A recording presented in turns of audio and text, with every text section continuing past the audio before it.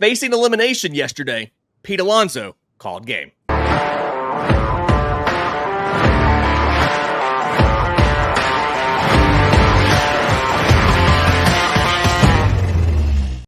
Yes, welcome on in to First Pitch for Friday, October 4th, your home for news, notes, and updates on Major League Baseball. I'm your host, Lindsay Crosby. You can follow me on Twitter at Crosby Baseball. That's my man, Troy Brock. You can follow him on Twitter at Troy B Baseball. Similar naming convention. No, we're not siblings. And Troy, I want to get to some managerial hires and some coaching fires. I want to get to this weekend's divisional series matchups. But before we do all of that, as the resident Braves fan here, you're a Phillies fan. You actually host a Phillies podcast, Philly Faithful with a P. How annoying is this New York Mets team? Man, they are pesky, and especially over the last month, they've really become more and more pesky as the season has gone on, and the Brewers faced the brunt of it yesterday, and earlier this week, the Braves faced the brunt of it. It's anytime they're down, you can't count them out. They are the comeback kids. I think in last night's broadcast, they said that the Mets are one of the two teams in baseball with the most comeback wins this season. Yeah, so the New York Mets down in their Game 3 elimination winner-go-home game. It's scoreless into the 7th inning. You get back-to-back home runs from Jake Bauers and Sal Frelick. If I remember the stat right, Frelick's homer was his first since like May. It gets into the 9th inning. The Brewers have Devin Williams. They're, the rookie of the year in 2020. They're two-time All-Star, two-time MVP finisher, him of 68 career saves, and unfortunately, he did not get number 69. Pete Alonso hits a home run, massive home run, and historic for a few different reasons. So, counting the postseason, Devin Williams has faced 967 batters. This is the 7th home run off of him by a right-handed hitter, but more significantly, the first opposite field home run in his career. It took 967 batters faced for someone to hit an opposite field home run off of Devin Williams. Also, the first home run off of his airbender changeup all season. What was more improbable? Francisco Lindor's 9th inning home run against Atlanta on Monday, or Pete Alonso's 9th inning home run off of Devin Williams on Thursday? It could just be recency bias, but I'm going to say Pete Alonso's home run off Devin Williams. Devin Williams is one of the nastiest pitchers in the game, hands down. And it was pretty clear from the first couple of plate appearances that he had last night that Devin Williams just didn't really have it, which is not something you see from him generally. And Pete Alonso took advantage. Pete Alonso and the Mets as a whole took advantage of it. And the first opposite field home run in almost 1,000 batters faced. That's absolutely insane.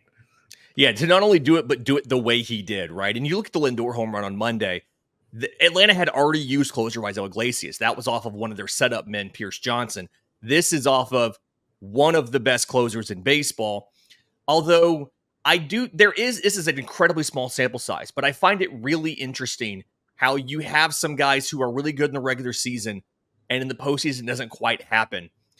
Devin Williams in his career, again, 68 saves, 27-10 record with a 1.83 ERA in the regular season. In the postseason, he's 0-1 in 3 games, 2 1/3 innings, 6 runs allowed on 4 hits. It's a 23.14 ERA. Again, incredibly small sample size, only 3. But this is just one of those things that it's got to be frustrating for Brewers fans knowing that you have this amazing closer that for some reason just seems to struggle in the postseason. And to know you were that close to moving on, and instead now you've been eliminated after winning your division pretty much wire to wire. It's part of me thinks this is kind of fluky. you can't really draw any giant conclusions off of this. Part of me thinks, well, this has now been a couple seasons where you've been eliminated pretty early in the postseason. What do you change to try to make a deeper run next year? I'm curious to see what Milwaukee does after this elimination. Absolutely. Yeah. And really, you can't, this season, you can't pin his struggles in last night's game on fatigue because he didn't start the season until July. He only had 21 innings pitched in the regular season. So, other seasons you might be able to pin it on fatigue a little bit, but not this season. So it could just been a fluke. I did see something floating around from John Boy Media where he may have been tipping his pitches last night. But it's crazy that a pitcher of his caliber has had no success in the postseason so far.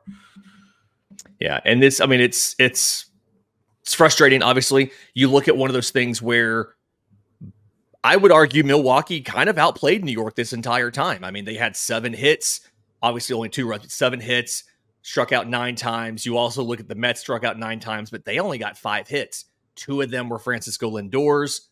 And then again, it's just that 9th inning.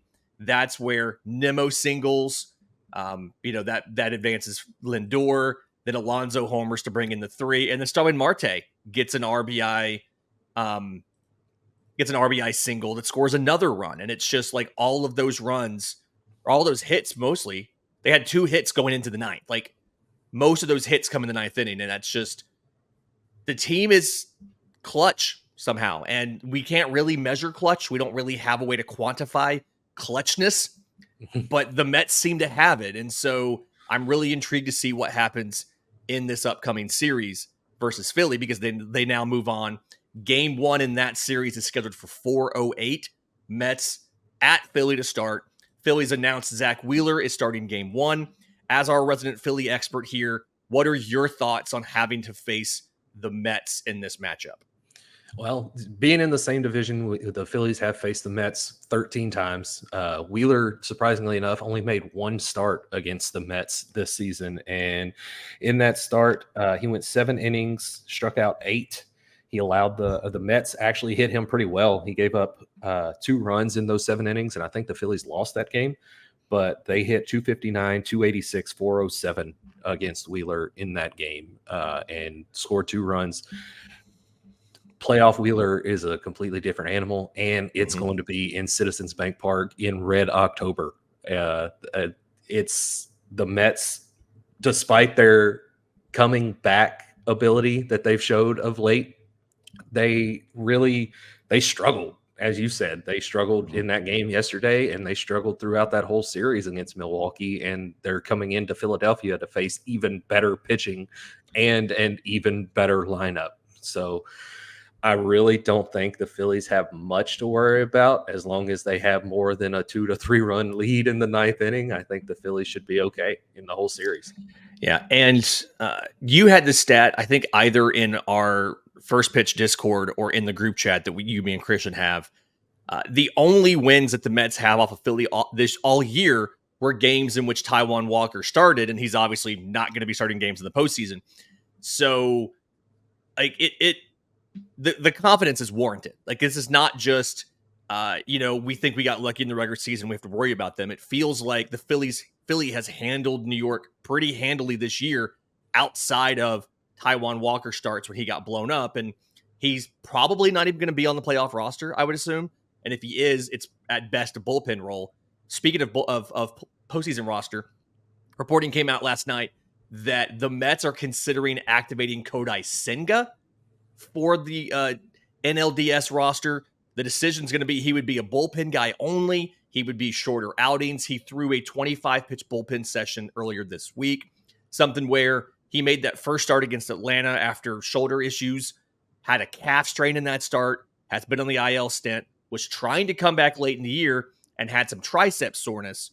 But they're considering activating him because he got through a bullpen session and because they've just ridden the relievers so much down the stretch. And we saw in that Braves game on Monday, game 1, Edwin Diaz gave up the lead to Ozzie Albies in the 8th, and he's not been amazing here. Matan blew the lead and took the loss on Wednesday. Is activating Kodai Senga, you think, a good thing, a bad thing, or it doesn't necessarily matter because it won't be close enough where that is an issue? I think it can help them.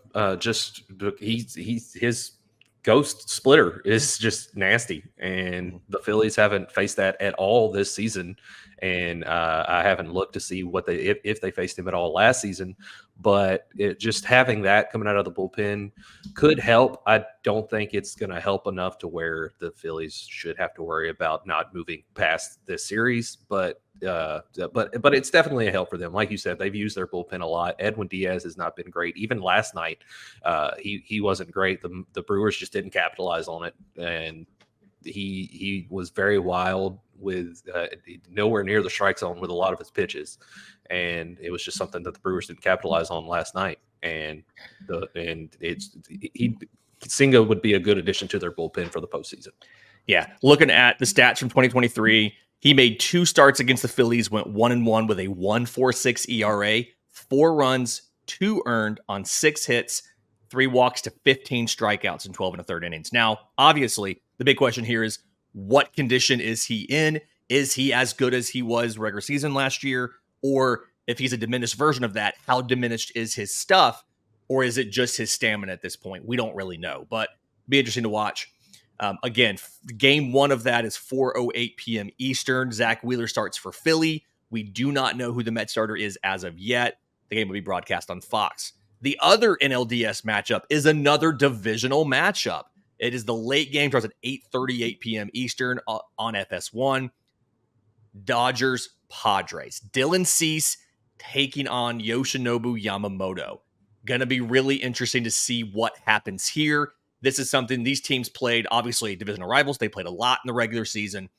And I'm hesitant to say that San Diego wouldn't be favored in this simply because you have to think their pitching is in a better place than LA's because of all of the issues. LA has Jack Flaherty going in game 2 opposite Yu Darvish. Flaherty was really good after he got traded. His last couple starts, his ERA has been over 6 for LA. And then game 3, which is tentatively scheduled for, not tentatively, it is scheduled for Monday. We don't have official starters yet, but Walker Buehler is expected to be the starter there. We'll see what the Padres do. Obviously, they lost Joe Musgrove. We don't know if he'll be back or not.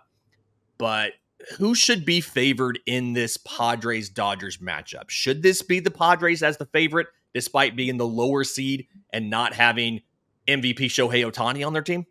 I would say yes. They've been the hottest team in baseball outside of maybe only the Tigers in the last month. And as you said, the pitching for the Padres is much better than the pitching for the Dodgers right now, and strictly because of all the injuries that the Dodgers have faced this season.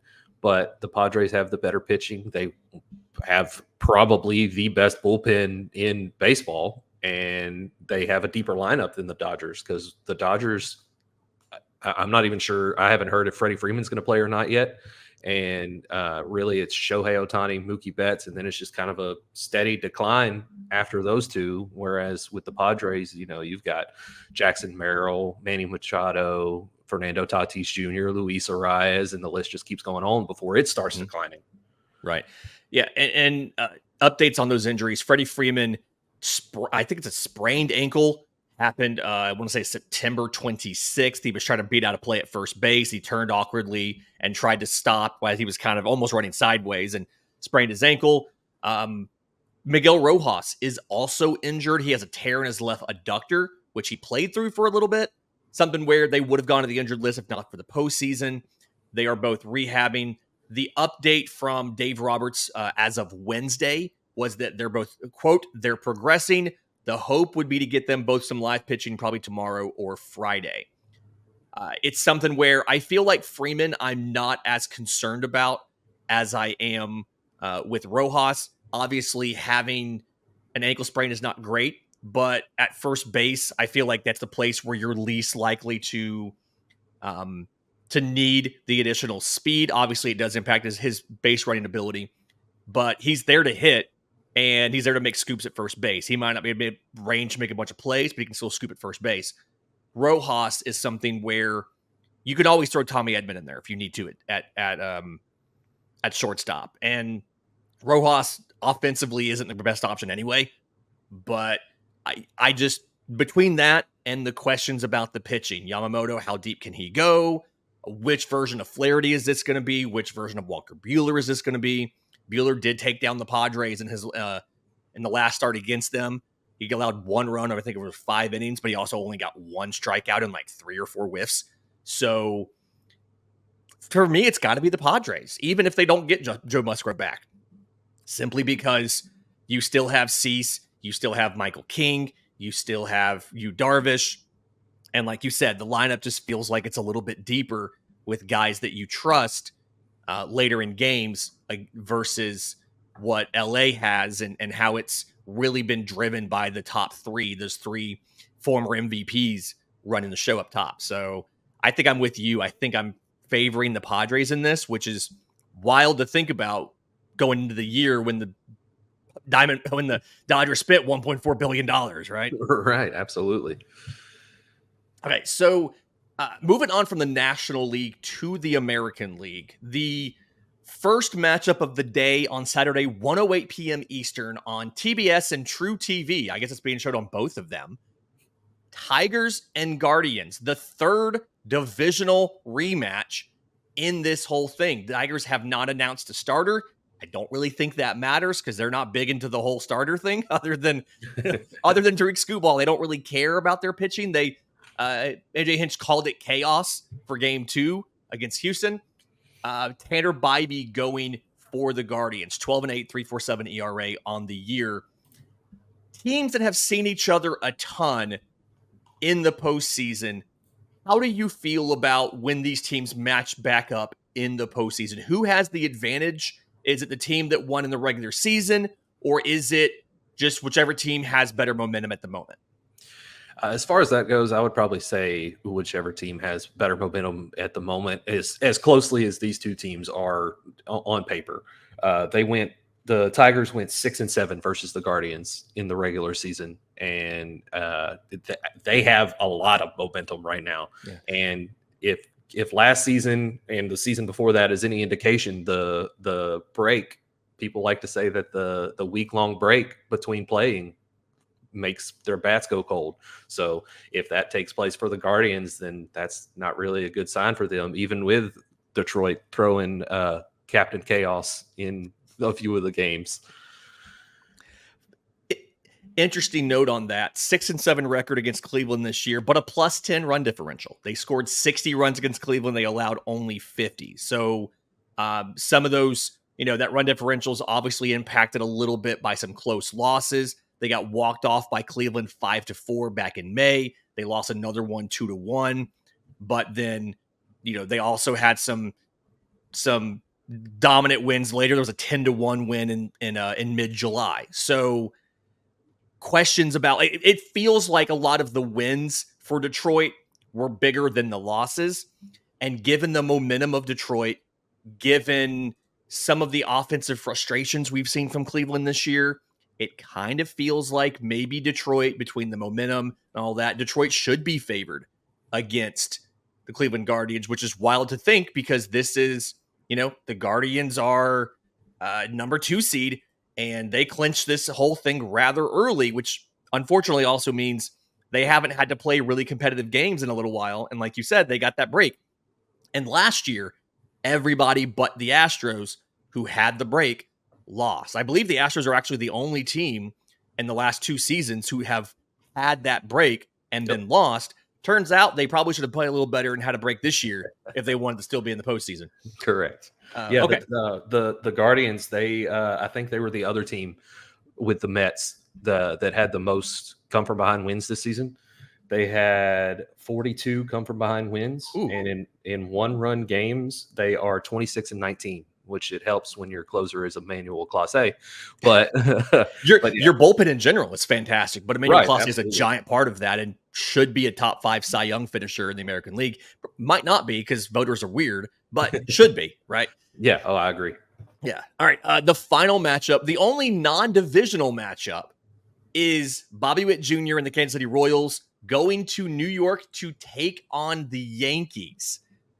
Going to be really exciting. We have game one's matchup, Michael Waka versus Garrett Cole. That game's at 6:38 Eastern on Saturday. It'll be broadcast on TBS. They will get Sunday off, and they will turn around and play game two on Monday. That's already been announced as a lefty duel, Cole Reagans versus Carlos Rodon. Both teams would play again on Wednesday, and that's officially a TBD. So, Saturday, Royals at Yankees. How are you feeling about that? I think that is probably going to be the Yankees' best shot at winning a game with Garrett Cole on the mound, just because, again, it's shaping up to be a postseason of upsets, Lindsay. Mm-hmm. And the Royals, in my opinion, the Royals have the better pitching staff than the Yankees, because the Yankees really have Garrett Cole, and they have a really top heavy pitching staff with Garrett Cole at the top. But the Royals is more deep. The Royals have a deeper pitching staff, and the Royals have feels like the Royals bullpen is more reliable. The Royals Clay Holmes has not had it all year.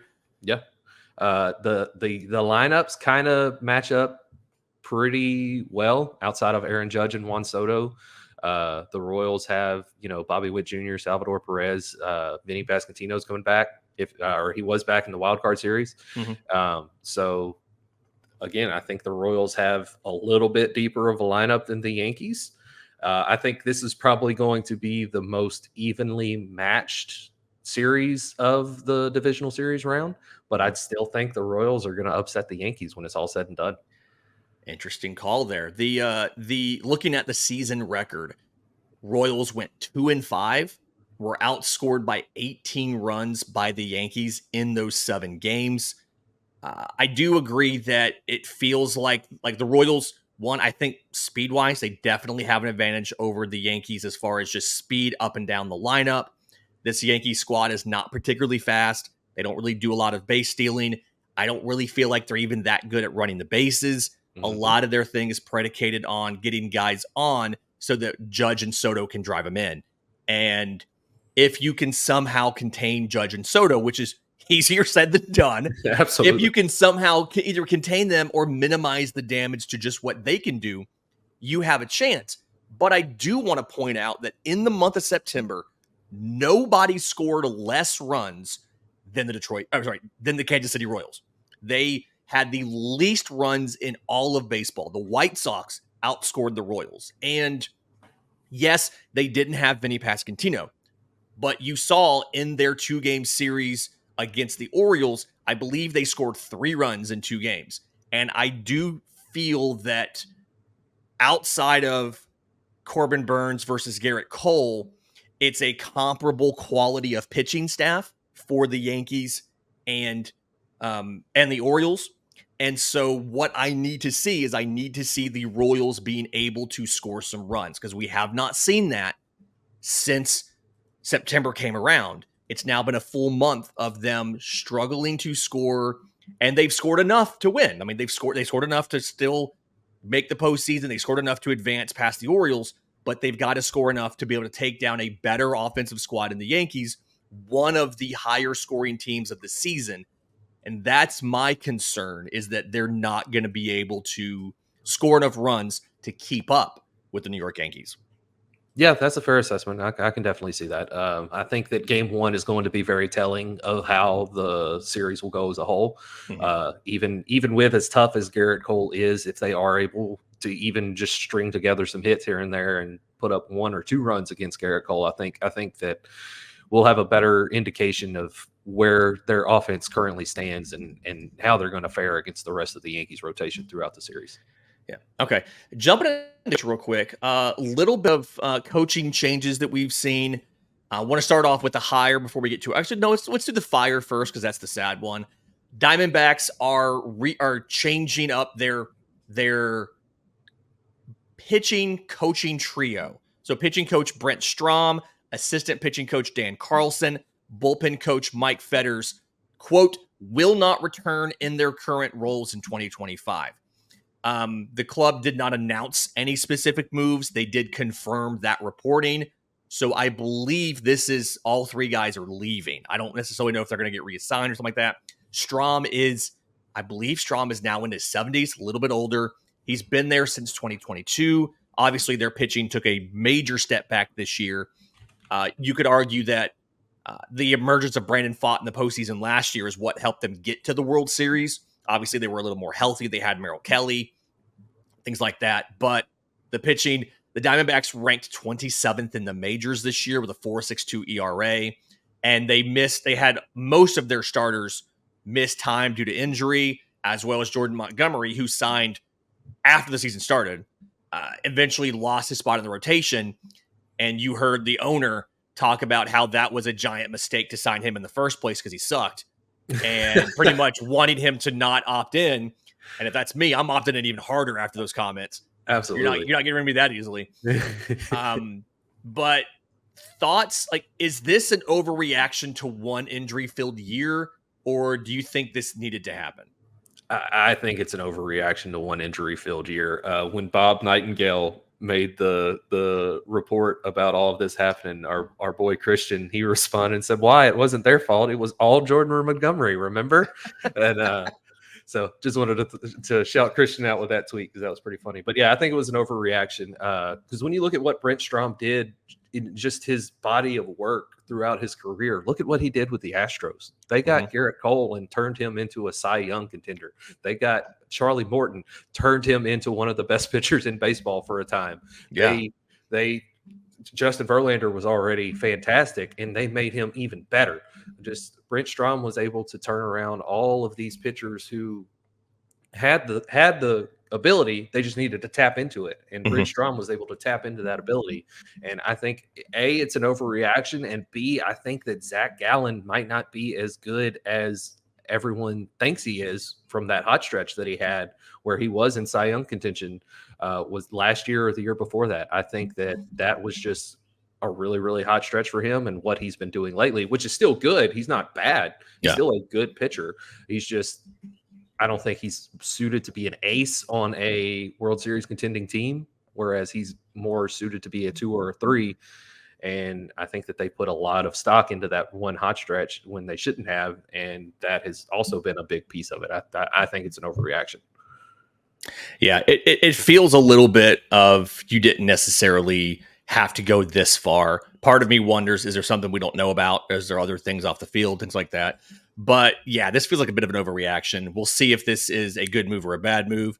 Next year, you're going to have Zach Gallen, you're going to have Merrill Kelly, you're going to have Eduardo Rodriguez, who should be healthy. You're going to have Jordan Montgomery, who should be healthy and have a full regular offseason. Ryan Nelson, I think, will be back. Brandon Pfaadt. We'll see what happens. But it feels like even if you didn't change anything, just the health means they're going to be better next year. It'd be hard to think that this rotation is going to be as bad as they were this year simply for health reasons. So it's going to look like it was the right move to fire them, and I don't necessarily know if they had anything to do with this or not. So we'll see what happens there. It's hard to pitch in that park too. A few weeks ago, I looked it up. They're over, just combined over a game between both teams, there's over 10 runs scored a game this season at their ballpark. And it's not just the away team giving up all those runs. It's the home team giving up some of those too. It's hard to pitch in that ballpark. That is absolutely wild. Other wild news, kind of surprising to me here. The Mark Feinsand of MLB.com tweeted and wrote a story on Thursday that Terry Francona is going to be announced as the next manager of the Cincinnati Reds on Friday. He's going to get a 3-year contract. This is something where was with your Phillies, was with the Red Sox, was with the Guardians, won 2 World Series with the Red Sox, stepped down after last year with the Cleveland Guardians. I believe they missed the postseason completely. Rough year. They hired Stephen Vogt as a first-time manager. He took them not only to the postseason, but a bye as the 2 seed. And then, Francona, 11 days after the Reds fired David Bell, they're bringing in Terry Francona. Are you a little surprised that this is Terry Francona and not Skip Schumacher getting this role? Yeah, I am. I think it should have went to Skip Schumacher. I mean, not to take anything away from Terry Francona, he's Right. had a fantastic career, but Tito, yeah. I think that I think it should have been Skip Schumacher with their young roster. I think he would have been a better option to help develop their young roster better, because their roster is all 26 or younger, mostly, at least all the key members of their core. And yeah, Terry Francona with the Guardians last year won 76 and 86, and then they turn around with a new manager and win over 90 games and have the second best record in the American League and win the division handily. And but yeah, he did take the Guardians to the World Series in 16. That's what I wanted to look up, because I couldn't remember if he was the manager then or not. But I think it should have been Skip Schumacher. Yeah. Do we think that the fact that Terry Francona spent 1 year playing for the organization went in his 10-year playing career, 1987, playing first base, left field, and right field, he batted 227 with 3 homers in 102 games. Do we think only 219 plate appearances? He was not a everyday starter. Do we think that that mattered any, or is this just either they weren't ready to pull the trigger on Schumacher, or they think that they are farther along in a competitive window despite never finishing above third place under David Bell? That probably could have played a little bit. Yeah, because Tito feels like he's the manager you hire if you think you have the guys already. You just have to get them to coalesce and make a run, right? Like the Red Sox, they hadn't been able to get past the New York Yankees. He comes into Boston, they upset the Yankees in the ALCS, win a World Series, win another one 3 years later, and it felt like they had the team mostly already together. He just had to get them to coalesce and step up and win it. Yeah, absolutely. Absolutely. I agree with you there. I think that upper management just might not have as good of a grasp on the situation that they're in as they should. That they do have a lot of good pieces, but I do think they still have a lot of development left to go to get there. Ellie De La Cruz really has to cut down on the strikeouts. He does. He can be one of the best hitters in the sport if he cuts down on the massive amount of strikeouts and really ups that plate discipline. Christian Encarnacion Strand, he's good. He needs to develop more. He hasn't had really any time in the major leagues, mostly due to injury, especially this year. Jonathan India, he really took a step in his development this year, but Terry Francona, like you said, he's really not a development guy. He's a guy that you get there to push you across that final step into the World Series. Yeah, they haven't made the postseason in a full season since 2013. Outside of 2020, they made the postseason. They were second place in the division, but outside of that, they haven't been above third place since Bell was there. Haven't made the postseason, the full season since 13.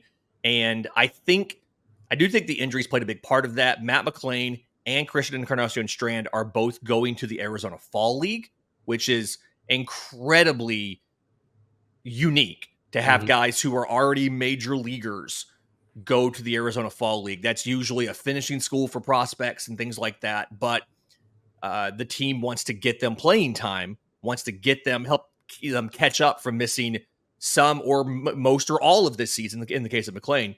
And I think that decision makes sense if you look at the context of why you would hire a Terry Francona over a Skip Schumacher. And it's because we think this is a championship caliber roster as it's currently constructed, especially when you add in Rhett Lauder to your pitching staff with Hunter Green and Nick Lodolo and all of that. And that is why you would send guys to the AFL so that they can hit the ground running for 2025. Going to be intriguing to see what happens. And also going to be intriguing to see where Skip Schumacher goes now, because that was kind of, I don't want to speak for everybody, but that was kind of where I penciled him in as soon as we heard he was not coming back. As soon as we heard that Cincinnati fired their coach, we're like, okay, they're doing this so they can go hire Skip Schumacher. And so you've got Skip out there. David Ross is still out there, and I think is probably going to get another shot to manage this year when everybody sees how the issues with the Cubs were not his fault. It's very easy to see. They switched to Craig Counsell, and they still had some of the same issues, had the exact same finish they did last year. So curious to see what happens with Skip, but congrats to Terry Francona. Excited to see what he does, and so just excited to see what this team can do next year and what feels like outside of the Brewers, a pretty winnable NL Central with a lot of teams that are kind of down right now based on historically where they've been or where they're capable of being.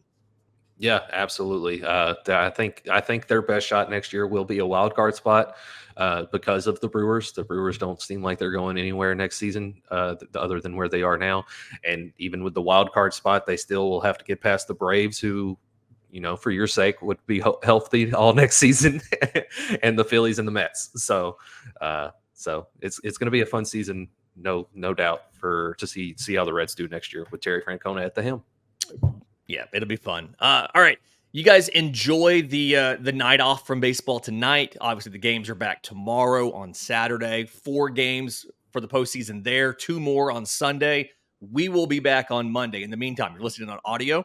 Do us a favor, leave us a 5-star review. If you're on YouTube, subscribe to the channel, hit the notification bell down below so you know when we drop a new episode. And either way, tell all your friends that you can go watch First Pitch every single day to find out what you missed from Major League Baseball yesterday. Until next time, this has been First Pitch.